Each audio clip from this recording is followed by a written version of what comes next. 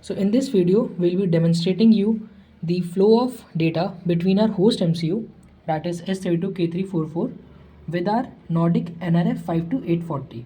So for now, I have connected this Nordic controller with my phone via this nRF Connect app.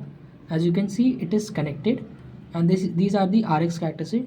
Through this, we'll be sending the data to the host MCU, and this TX characteristic will display the data that is received from the host to our nRF app and then to our app.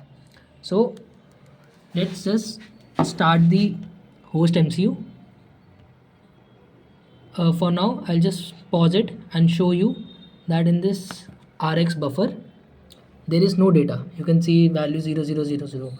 So once I send the data from the app, it will be seen here only.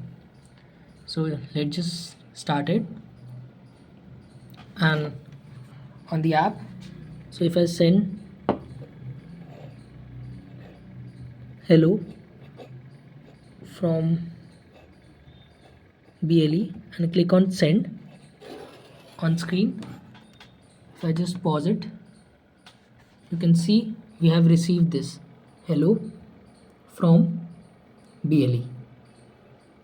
So this things shows that our reception is working. So for now, transmission, I have added a state machine that if we send n letter from our app, then only it will send the data from the host MCU. So for that, first we have to click on this. This enables a notification. This means that our app is ready to receive the data from the host MCU.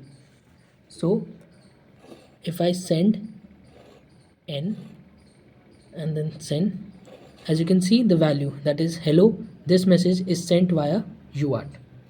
So this shows our complete bidirectional flow of data between the host MCU and the nRF BLE module. So thank you.